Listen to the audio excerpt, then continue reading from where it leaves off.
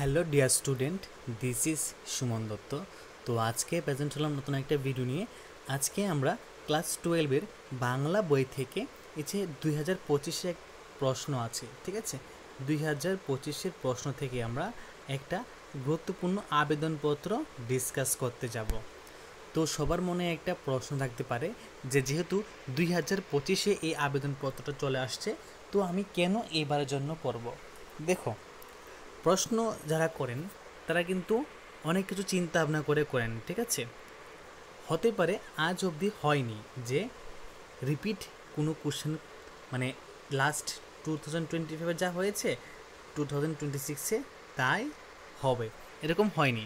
কিন্তু মনে রাখবে যে প্রত্যেকটা কোশ্চেন কিন্তু একটার সাথে একটা ইন্টার রিলেটেড থাকে। 2025-এ যে মানে আবেদনপত্রটা এসেছে সেটা কি, তোমার এলাকায় বন্যা বিধ্বস্ত রাস্তাগুলি সংস্কারের জন্য সংশ্লিষ্ট আধিকারিকের নিকট একটি আবেদনপত্র। এখন ধরো তোমার এলাকায় বন্যা কথা বলেছে এখানে, ঠিক আছে, এখানে বন্যা কথা বলেছে, এখানে খরা কথা বলতে পারে, আর এখানে রাস্তাগুলা বা রাস্তাগুলি কথা বাদ দিয়ে এখানে কি করতে পারে, যে ক্ষেত খামার কথা লিখতে পারে, ঠিক আছে। তো যাই হোক, তো আমাদের একটা বেসিক আইডিয়া দরকার। তো যখন এরকম কোনো আবেদনপত্র আসবে তখন আমরা কি করব, তখন সবার উপরে লিখবো মাননীয় সড়ক ও পরিবহন মন্ত্রী, ঠিক আছে। এখানে কি সরকার লিখবে, এখানে গভর্নমেন্ট অফ ইন্ডিয়া, ঠিক আছে, ভারতীয় সরকার লিখবে, ওকে। তারপর নিচে এইটুকু জায়গা নিয়ে, ঠিক আছে, এইটুকু জায়গার মধ্যে দেখবে অফিসের ঠিকানা কোথায়, অ্যাড্রেসটা আছে, পিনকোড কি, প্লাস কোন ডিস্ট্রিক্ট, ওকে। তারপর লিখবে বিষয় কি ছিল এখানে, যে বন্যা বিধ্বস্ত রাস্তাগুলি, ঠিক আছে, সংস্কার।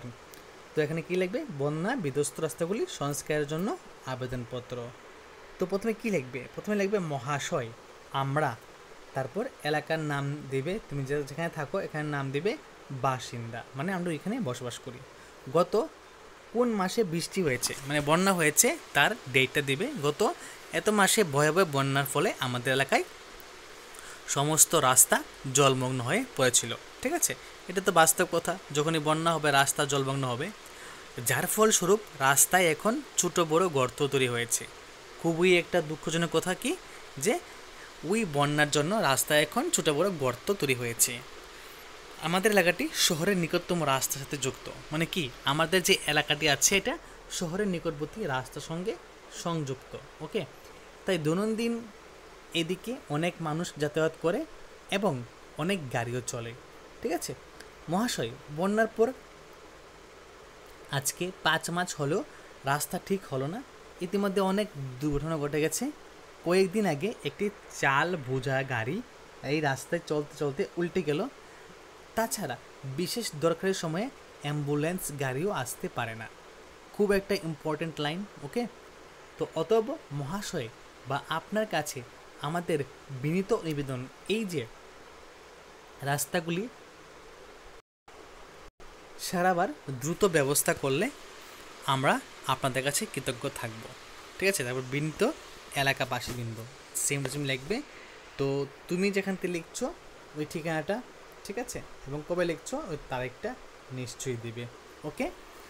এই হয়ে গেল কি, এই প্রশ্নটা কি, মানে বন্যার সময় যে রাস্তাগুলো মানে নষ্ট হয়েছে তার সংস্কারের জন্য একটা আবেদনপত্র।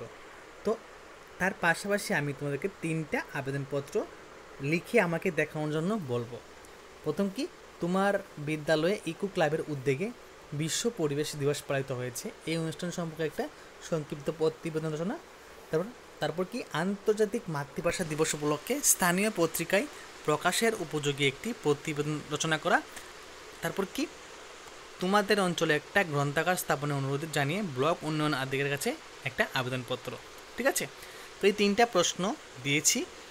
তো আবেদনপত্রের জন্য কীভাবে লিখতে হবে আমাকে লিখে আমি এই ভিডিওর ডেসক্রিপশনে নিচে একটা হোয়াটসঅ্যাপ গ্রুপের লিঙ্ক দিয়ে দেবো অথবা টেলিগ্রাম গ্রুপের লিঙ্ক দিয়ে দেবো, ওই লিঙ্কে আমাকে খাতায় লিখে দিয়ে দিবে। তো যদি আজকের ভিডিও তোমাদের কাছে ভালো লাগে থাকে অবশ্যই ভিডিওটা সবার সাথে শেয়ার করবে, এবং এই চ্যানেল থেকে যদি কেউ উপকার পেয়ে থাকো অবশ্যই চ্যানেলটাকে সাবস্ক্রাইব করে রাখবে এবং নোটিফিকেশন বেলের মধ্যে অল করে রাখবে, ওকে। তাহলে যখনই আমি কোনো নতুন ভিডিও আপলোড করবো তোমরা ইজিলি পেয়ে যাবে। তো এখন থেকে মানে এখন অবধি যে প্রথম থেকে লাস্ট অবধি ওয়াচ করেছো তোমাদেরকে অসংখ্য ধন্যবাদ। তো দেখা হচ্ছে আরেকটা গুরুত্বপূর্ণ ভিডিওতে।